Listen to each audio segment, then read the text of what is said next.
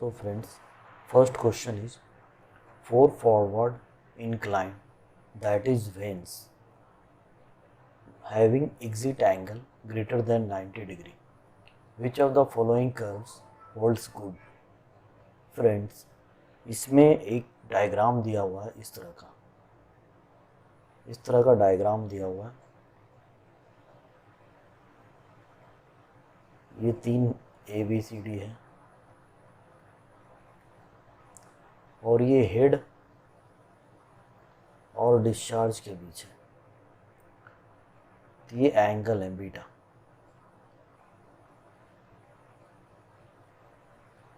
और ये जो डिस्टेंस है ये आपका K है।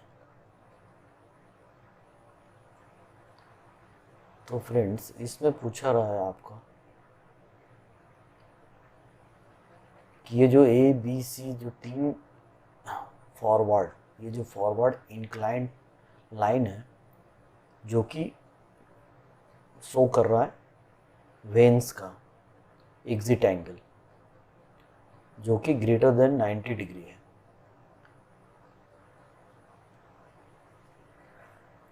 इसमें मतलब कि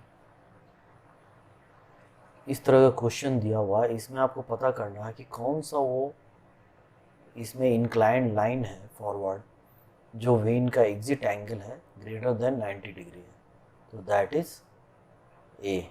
ये जो आपका इंक्लाइंड लाइन है ये आपका फॉरवर्ड फेसिंग इंक्लाइंड लाइन है जो बीटा जो एंगल होता है वो 90 डिग्री से बड़ा होता है। Question is as pump speed increases its NPSH that is net positive suction head requirement. इसमें बोल रहा है कि जब हम पंप का स्पीड इंक्रीज करते हैं तब हमें नेट पॉजिटिव सक्शन हेड का मेंटेन रखने के लिए उसकी ज़रूरत क्या होती है। मतलब कि वो पूछ रहा है कि हेड और स्पीड में जब हम स्पीड को इंक्रीज करते हैं सेंट्रीफ्यूगल पंप का स्पीड, तब हेड का क्या होता है। इसका मतलब इसे पे क्या डिफरेंस होता है जब हम स्पीड को बढ़ा देते हैं, ये इंक्रीज करता है या डिक्रीज करता है। सो आंसर इज इंक्रीज करता है। 2 pumps can operate independently at head H1, H2 and discharge Q1, Q2 respectively. If the pumps are connected in parallel, then what are the resulting discharge and head? इसमें पूछा गया है कि H1, H2 आपका head दिया हुआ है और Q1, Q2 आपका डिस्चार्ज दिया गया है। तो इसमें अगर हम पंप को, अगर 2 पंप है तो उसे हम पैरेलल कनेक्ट करें इस तरह से, तब उसका डिस्चार्ज होगा और हेड जो होगा उस पर क्या होगा, कंडीशन क्या होगा। तो जो डिस्चार्ज होगा वो आपका हो जाएगा Q = Q1 + Q2 और हेड जो आपका होगा वो इक्वल होगा, हेड 1 = हेड 2।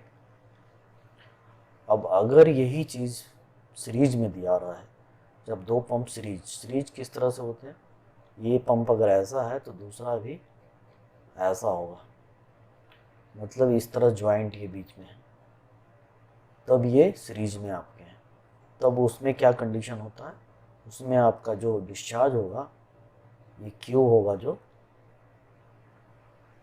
यहाँ Q1 Q2 ये सब इक्वल होंगे, Q = Q1 Q2, जबकि हेड जो होगा आपका वो H1 + H2 होगा इसमें। So always remember. Next question is indicator diagram of A reciprocating pump is a graph between. इसमें पूछा गया है कि जो इंडिकेटर डायग्राम होता है रेसिप्रोकेटिंग पंप का, वो ग्राफ किसके बीच बनाया जाता है।